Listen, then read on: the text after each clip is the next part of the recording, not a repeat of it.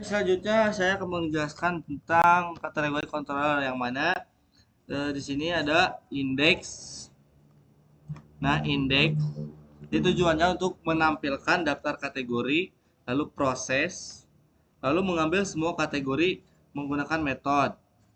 Lalu yang selanjutnya yaitu ada create. Nah, sini create untuk menampilkan prompt untuk membuat kategori baru, mengambil data kategori yang merupakan parent atau kategori induk dengan kondisi is parent dan mengurutnya berdasarkan title. Lalu mengembalikan view. Nah, di sini mengalihkan return view untuk mengembalikan view backend kategori create dengan kategori index. Nah, lalu yang selanjutnya yaitu store.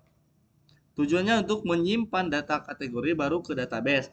Lalu proses melakukan validasi dari input, lalu membuat slug berdasarkan judul. Nah, di sini berdasarkan judul menentukan apakah kategori ini merupakan kategori induk dan sebagainya. Nah, di sini selanjutnya ada public function edit, yang mana tujuannya untuk menampilkan form untuk mengedit kategori tertentu. Prosesnya untuk mengambil data kategori induk, is parent untuk ditampilkan pada drop down parent. Lalu yang selanjutnya ada update, yang mana update ini untuk memperbarui data di database. Lalu prosesnya itu memvalidasi data dari dengan store, menentukan apakah kategori ini induk atau lainnya, memperbarui data kategori menggunakan file is data save. Lalu yang selanjutnya yaitu ada destroy, public function destroy, yaitu untuk menghapus data kategori dari database. Nah, lalu yang selanjutnya yaitu get shield by parent, yaitu tujuannya untuk mengambil semua kategori anak berdasarkan ID kategori induk. Nah, untuk selanjutnya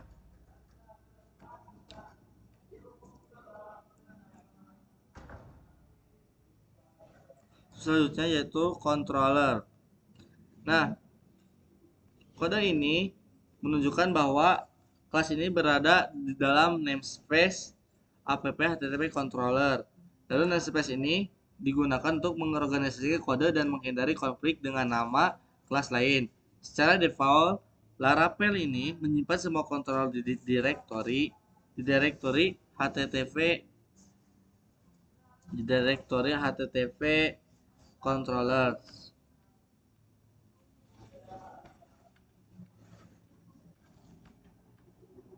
Oke, selanjutnya yaitu coupon.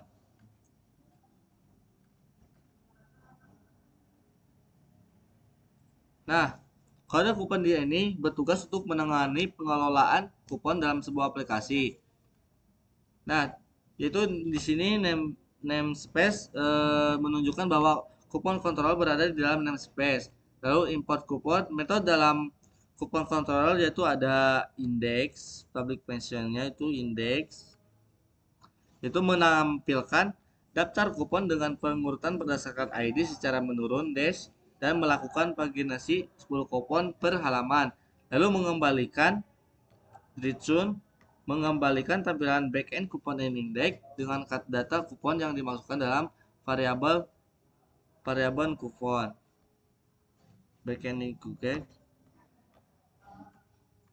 Nah, lalu yang selanjutnya yaitu ada create, yang mana itu create ini menampilkan formulir untuk membuat kupon baru dan mengembalikan tampilan dari back kupon dan create. Lalu selanjutnya yaitu ada metode dari store. Nah, store di sini memastikan bahwa inputan ini memenuhi kriteria berikut. Menyimpan data, input disimpan di dalam tabel. Lalu yang selanjutnya, di dalam kupon controller ada metode show.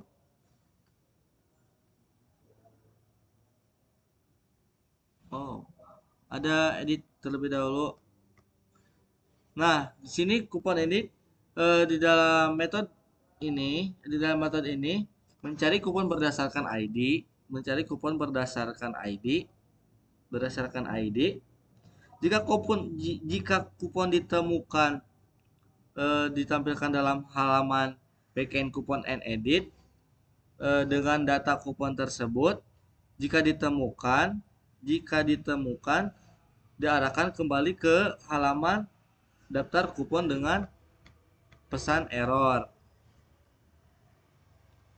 Nah, lalu ada metode update yang mana di sini itu sama seperti dari metode store, yaitu update data, mengisi data baru ke model kupon menggunakan file dan menyimpannya dengan save, lalu memberikan notifikasi berdasarkan status update. Nah, lalu selanjutnya yaitu ada metode destroy. Ya, di sini destroy itu mencari kupon berdasarkan ID dan menghapusnya jika ditemukan. Mencari kupon berdasarkan ID dan menghapusnya berdasarkan yang ditemukan, lalu memberikan notifikasi berdasarkan status penghapusan. Jika kupon ini ditemukan, lalu mengabarkan pesan error. Nah, lalu selanjutnya yaitu ada metode coupon store, yang mana metode coupon store ini yaitu tujuannya untuk mencocokkan kode kupon yang diinputkan dengan kupon yang ada di database. Jika ditemukan, memberikan pesan error. Jika ditemukan, menghitungkan total harga dari keranjang belanja user dan yang belum diproses, lalu menyimpan detail kupon ke dalam session, lalu memberikan pesan sukses. Jadi kesimpulannya, kupon kontrol ini menangani semua proses truth untuk kupon serta fitur tambahan seperti penerapan, uang ke keranjang, belanja. Metode-metodenya menggunakan pola resource controller yang merupakan standar dari Laravel untuk menangani operasi berbasis data.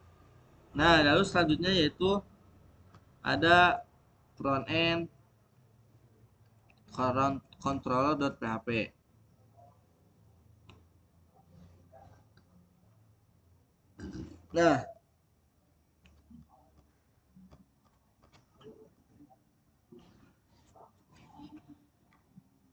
Nah, di sini ada public mention atau method index. Tujuannya untuk mengarahkan pengguna berdasarkan role mereka setelah login. Jadi penjelasannya yaitu fungsi ini menggunakan redirect route untuk mengarahkan pengguna ke rute yang sesuai role mereka seperti admin atau user. Nah, lalu yang selanjutnya yaitu fungsi home. Nah, yang ini home. Tujuannya yaitu untuk menampilkan halaman utama atau homepage. Logikanya mengambil produk unggulan yang memiliki status aktif dan detail sebagai expired, lalu mengambil 3 postingan terbaru, mengambil 3 produk dan mengembalikan view-nya dengan data yang sudah diambil di atas. Lalu yang selanjutnya yaitu ada metode produk detail. Nah, tujuannya itu menampilkan detail produk berdasarkan slug. Lalu yang selanjutnya yaitu ada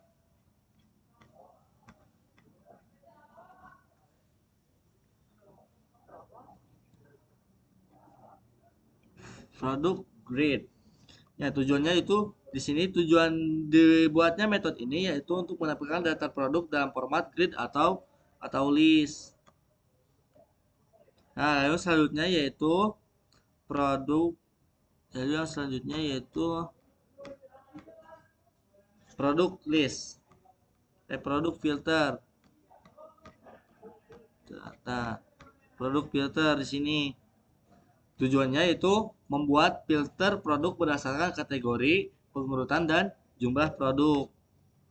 Lalu selanjutnya yaitu ada produk search. Nah, tujuannya melakukan pencarian produk berdasarkan kata kunci. Jadi logikanya seperti ini, mencari produk berdasarkan beberapa atribut seperti title, slug, description, atau yang sebagainya yang ada di itu. Lalu yang selanjutnya yaitu ada produk card. Jadi tujuannya untuk menampilkan produk berdasarkan kategori utama atau sub kategori.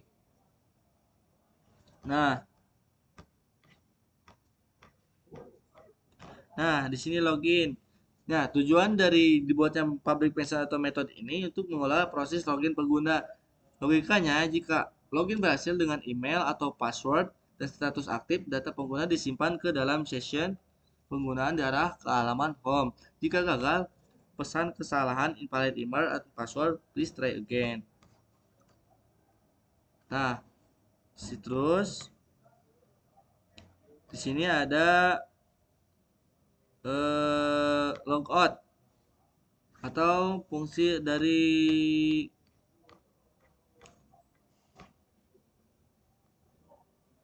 reset password. Nah, di sini ada reset password yaitu jika tujuannya itu menekankan untuk mereset password menggunakan token.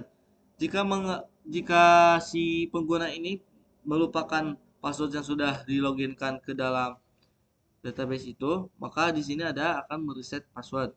Lalu di sini ada publication atau metode subscribe.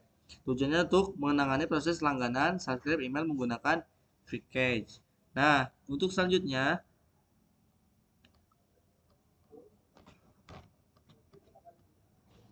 yaitu ada home controller.php. Ya, kode ini implementasi dari controller Laravel home controller untuk mengatur berbagai fungsi menggunakan mengatur berbagai fungsi menggunakan home controller untuk mengatur berbagai fungsi pengguna. Nah, di sini ada eh, middleware. Semua metode dalam controller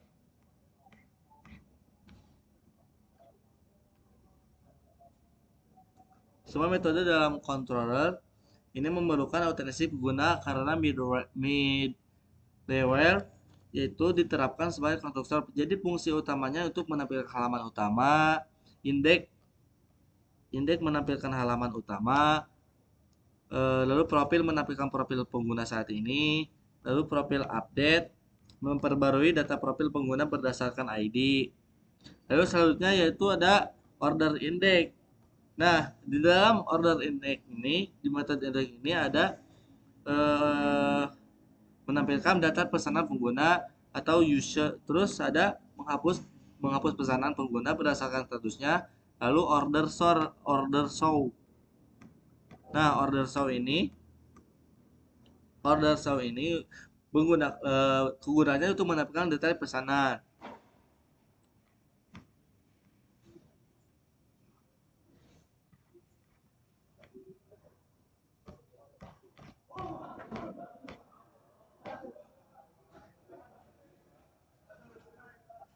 Nah, review produk di sini ada menampilkan semua review pengguna atau mengedit review produk, memperbarui review produk, lalu menghapus review produk. Lalu ada di sini ada user comment. User comment, user comment di sini yaitu untuk menampilkan komentar pengguna, mengedit pengguna, memperbarui komentar pengguna. Lalu di sini selanjutnya yaitu ada change password, yang mana change password ini untuk menampilkan formulir untuk mengganti password pengguna lalu memvalidasi menyimpan password yang baru.